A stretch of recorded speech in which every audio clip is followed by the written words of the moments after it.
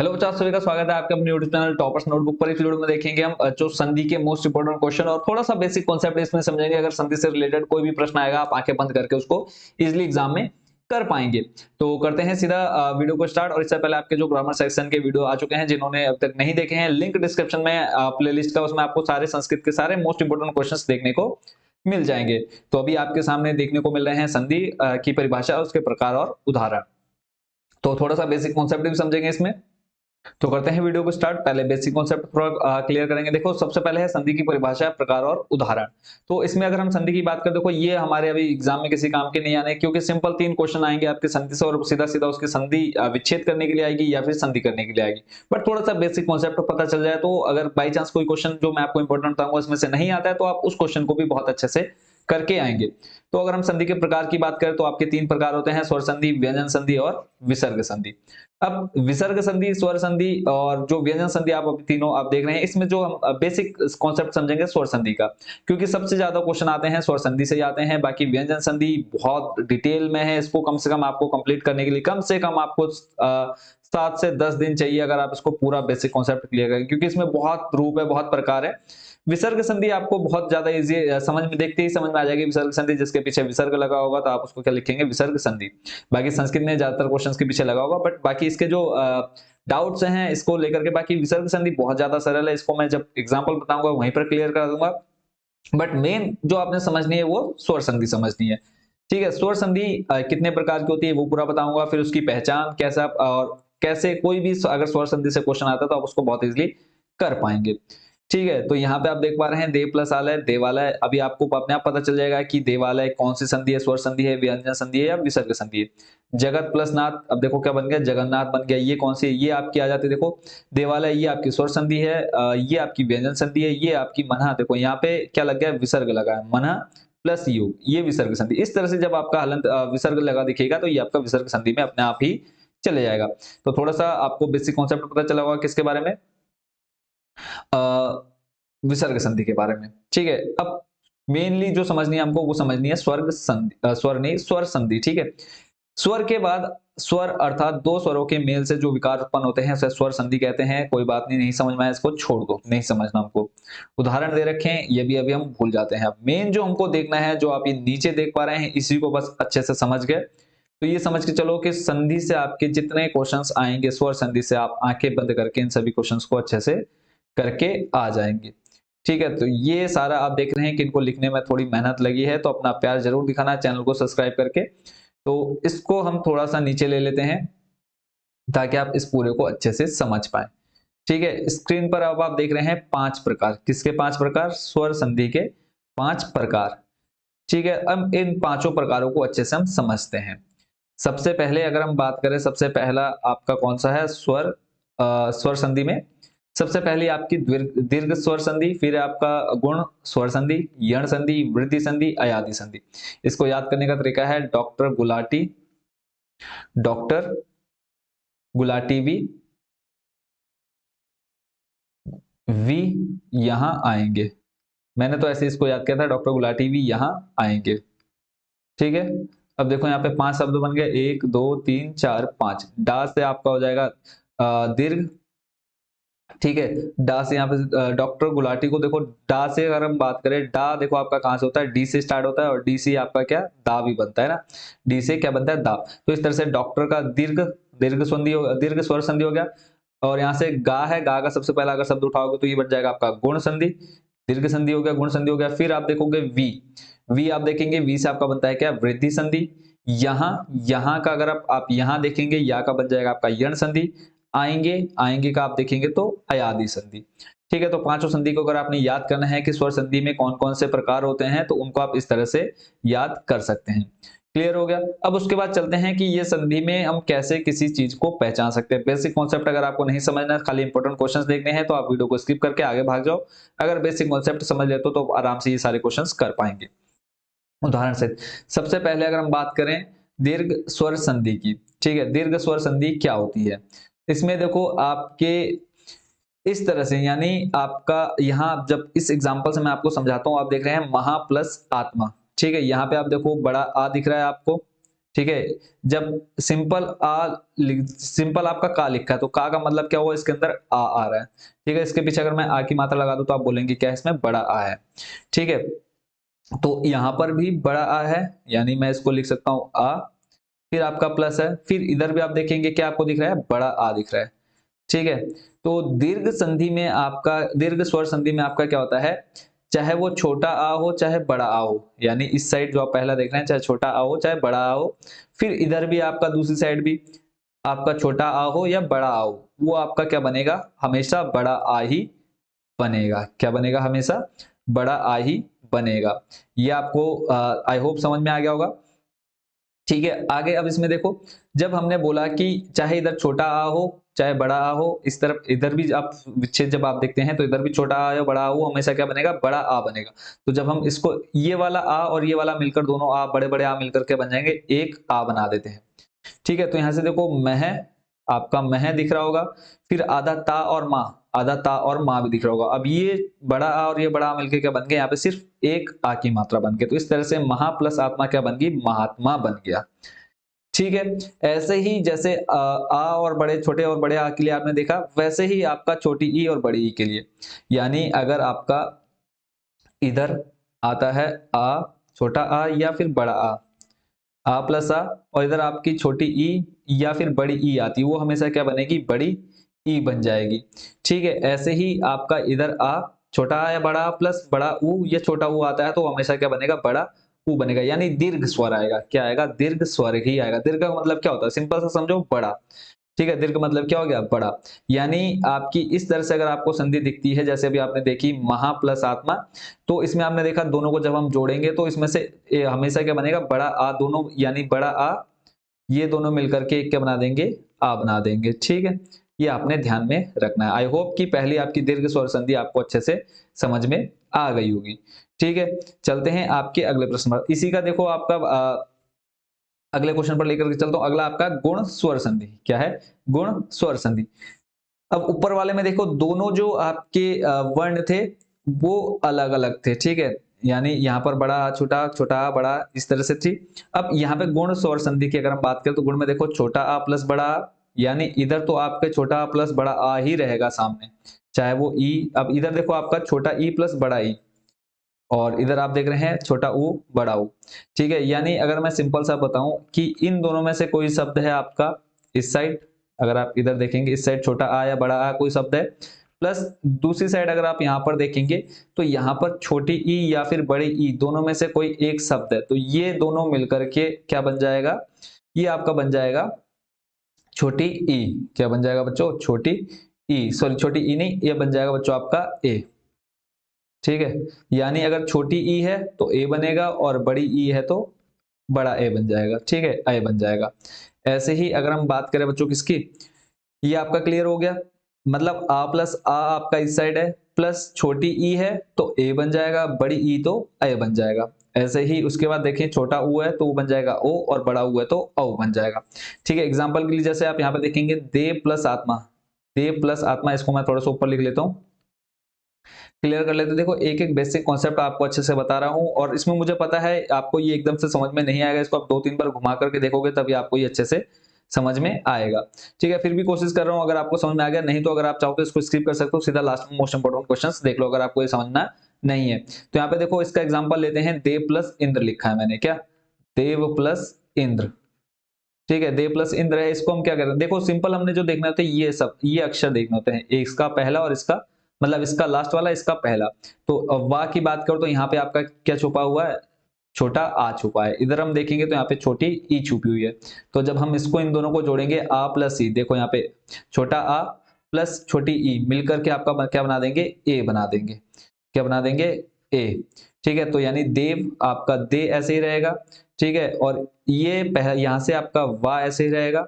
ठीक है, वार ऐसे रहेगा, इसका जो आ था और जो ये ई है ये दोनों मिलकर क्या बन गए, छोटा ए बन गए, तो इसको छोटे ए को हम इस तरह से लिखते हैं, तो ये बन जाएगा आपका देवेंद्र। ठीक है, ये आपका क्लियर हो गया। उसके बाद यही अगर और एग्जांपल है, ये और यहाँ पर मैं अगर आपको और एग्जांपल बताऊं तो दूसरा एग्जांपल है आपका सूर्य प्लस उष्मा, सूर्य प्लस उष्मा, इसको ले लेते हैं यहाँ पर इस एग्जांपल को, सूर्य प्लस उष्मा। सूर्य प्लस ऊष्मा। अब आप लोग मुझे बताओ, यहां पर अगर हम बात करें तो यहाँ पे आपका क्या है, आ है, ठीक है, सूर्य, या में आपका क्या है आ, और इधर आपका क्या है छोटा ऊ। अब देखो यहां से आ उठाओ और यहां से छोटा ऊ उठाओ, तो देखो छोटा ऊ जब है आ के साथ तो क्या बनेगा, वो ओ बनेगा। ठीक है, ये आपका क्या बन जाएगा, ओ बन जाएगा। यानी छोटा आ और ऊ आपका मिलकर क्या बन जाएगा, यानी सु ऐसे रहेगा, और या भी आपका ऐसे रहेगा, ऊपर ये भी ऐसे रहेगा, सूर्य तो ऐसे ही रहेगा। इसका जो आ था वो आ और ओ मिलके क्या बन गए, ओ बन गए। तो यहाँ पे आपकी क्या लग जाएगी, ओ की मात्रा लग जाएगी। तो सूर्य और इधर आपका उष्मा, उष्मा, ठीक है, ये आपका ऐसे आ जाएगा। यानी ये वाला ऊ निकला और यहाँ से आ निकला, उसने उस मात्रा को क्या बना दिया, बड़ा छोटा ओ की मात्रा बना दी, छोटा ओ। तो ये आपका क्या बन जाएगा, सूर्योष्मा। आई होप इसको आप थोड़ा बहुत समझ गए होंगे। ठीक है, पूरा 100 नहीं तो आप लगभग 40-50% तो आपकी समझ में आ गया होगा। ठीक है, चलते हैं आपके अगले संधि के प्रकार पर। अगला है आपका यण संधि। ठीक है, क्या, यण संधि। अब यहाँ पे आपका क्या है, छोटी ई या बड़ी ई प्लस आपका क्या आ रहा है, स्वर आ रहा है।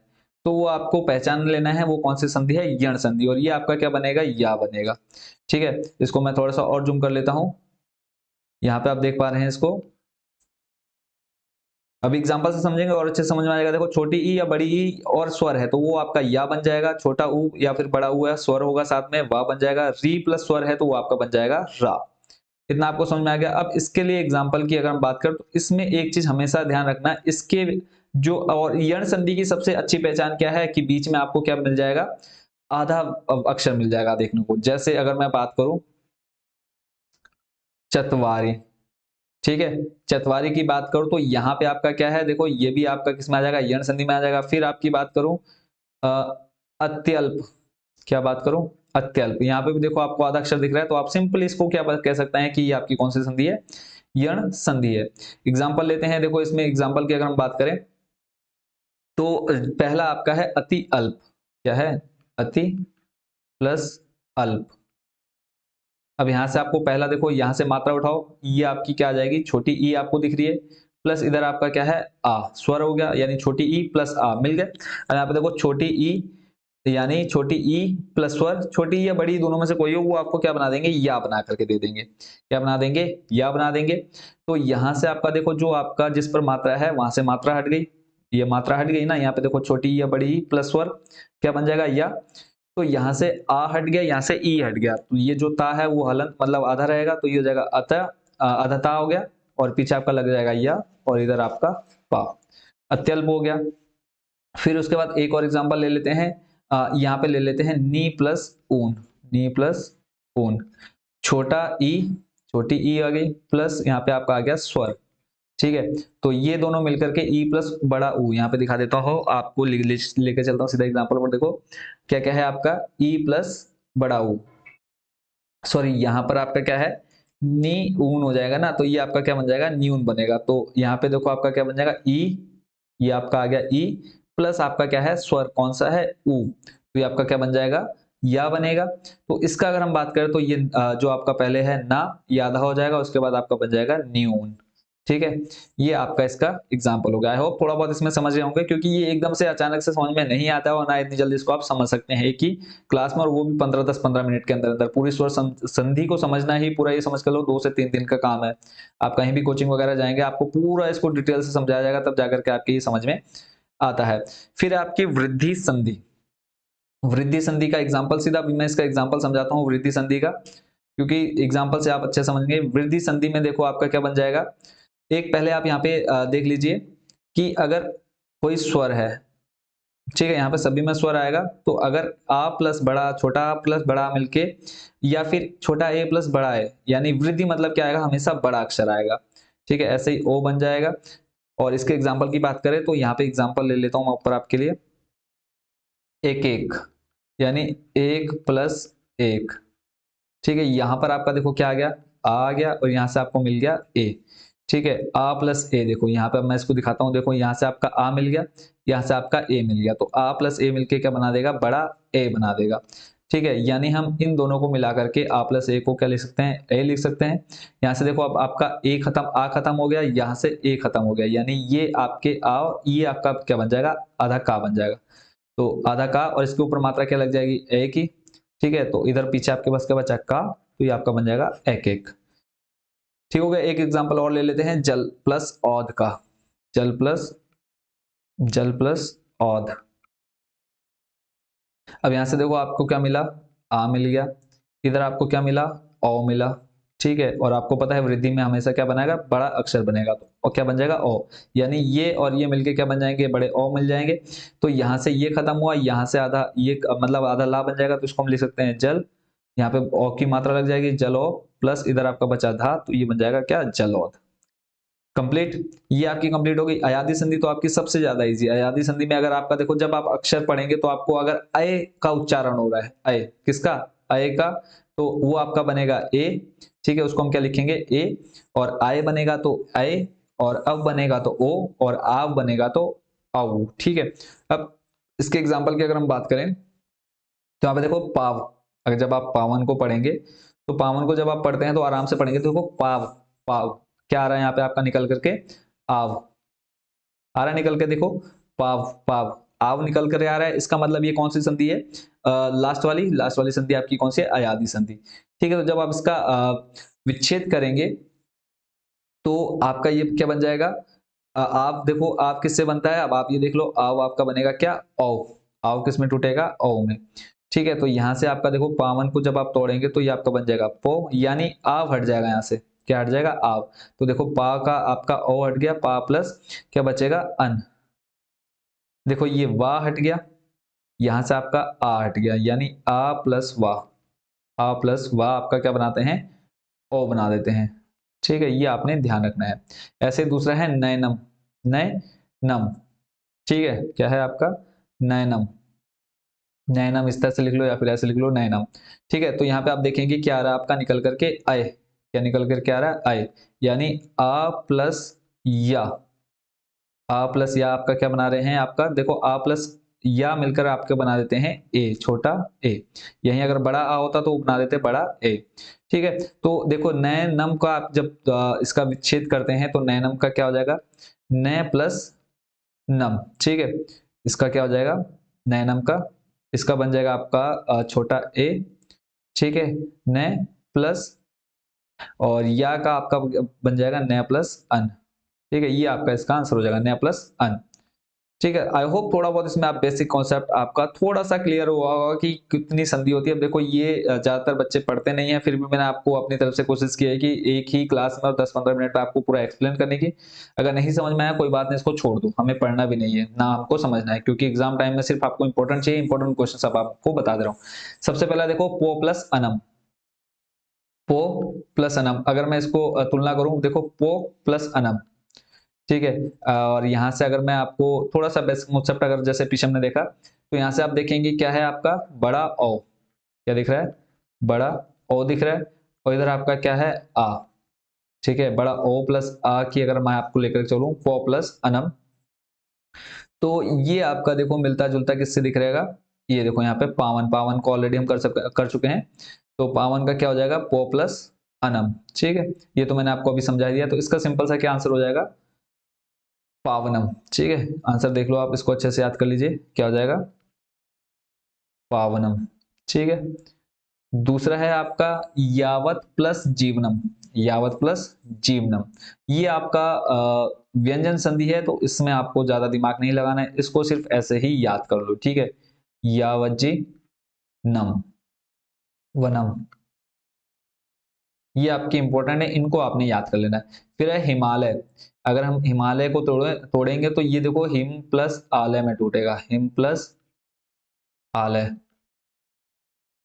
Him plus आलेहा। ठीक है, पीछे विसर्ग है, विसर्ग लगा देना है। बेसिक कॉन्सेप्ट आपका क्लियर लगभग हो चुका है। तो अगला चलते हैं, अगला है आपका महर्षि, तो इसका हो जाएगा मह प्लस ऋषि। ठीक है, पीछे अलंत लगा तो इसका हलंत लगा देंगे, मह प्लस ऋषि, और महर्षि देखो आपका होता नहीं, तो यहाँ पे बन जाएगा आपका महर्षि। ठीक है, अगला है आपका एतत प्लस श्रुत्वा, एतत प्लस श्रुत्वा का हो जाएगा एत प्लस छुत्वा। ठीक है, ये आपने इसको याद रखना है, एतत प्लस छुत्वा क्या हो जाएगा, एतत छुत्वा। फिर है आपका रामश्च लक्ष्मण। ठीक है, और यहाँ पे सिर्फ आपको जिसके नीचे लाइन है सिर्फ उसी का करना है, तो इसका आ जाएगा राम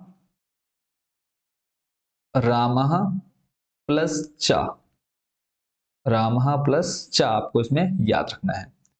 अगला आप देख रहे हैं स्क्रीन पर, इसको जरा मैं सेंटर में ले लेता हूँ। यहाँ पे आपको जो है ग्रह प्लस अभिमुखा, सिर्फ इतने ही याद कर लो। अगर आपने बेसिक कॉन्सेप्ट नहीं समझा, इतने याद कर लो, आपके इन्हीं में से क्वेश्चन आएंगे। ग्रह प्लस अभिमुखा, तो ये हो जाएगा आपका ग्रह, इसको आपने क्या करना है, संधि करनी है, तो ये हो जाएगा ग्रह प्लस भी मुखा, ग्रह प्लस भी मुखा। ठीक है, पीछे आपका जैसे लिखा है वैसे वैसे। अगर मैं इसमें देखो, यहां से आपका क्या निकला, आ, ठीक है, हा से आपका आ गया, प्लस पीछे आपका क्या है, आ। ठीक है, तो देखो आ प्लस आ आपको पता है क्या बना देते हैं, एक क्या बन जाएगा इसमें, ग्रह, आ की मात्रा यहाँ पे आपकी लगेगी, ये छूट गई थी। ठीक है, तो ये देखो आ प्लस आ मिलकर हमेशा क्या बनाएगा, बड़ा आ बना देगा, तो क्या हो जाएगा, ग्रह भिमुखा। फिर आपका रामो अयम, रामो अयम, तो इसके दो बना सकते हैं आप। पहला तो है आपका राम, सॉरी रामो, प्लस इसका बन जाएगा आपका अहम, रामो प्लस अयम। या फिर इसका बना सकते हैं रामः प्लस दूसरा बन जाएगा अहम। दोनों आपके सही हैं, दोनों में से आप जो चाहें लिख करके आ सकते हैं। फिर आपका भवनम, अब देखो यहाँ पे आपका भव अब आ रहा है, अब भवनम, तो ये आपका कौन सा हो जाएगा, दीर्घ संधि, तो इसका हो जाएगा आपका भो प्लस, अब यहाँ पे देखो आपका होता भावनम होता, भाव तब आपका आव आता, यानी बड़ा ओ आता। अब सिर्फ आपका क्या है, भवनम है तो छोटा ओ आ जाएगा, तो भो प्लस अनम, भो प्लस अनम। चलते हैं अगले क्वेश्चन पर। अगला आप देख पा रहे हैं बच्चों स्क्रीन पर, यहाँ पे आपका भारत प्लस इंदु, यानी आ प्लस ई, आ प्लस छोटा ई, तो ये आपका क्या बन जाएगा, ए बन जाएगा। आ प्लस ई आपका क्या बन जाएगा, ए बन जाएगा। देखो आपका यहाँ से आ और यहाँ से ए निकला, तो ए बन जाएगा, तो इसका आपका क्या हो जाएगा, सिंपल भारतेंदु। ठीक है, और कौन सी संधि हो गई आपकी ये, भारतेंदु, कमेंट बॉक्स में बताना है। फिर अगला अगला आपका महा प्लस ऋषि, तो ये हो जाएगा आपका क्या, महर्षि, क्या हो जाएगा, महर्षि।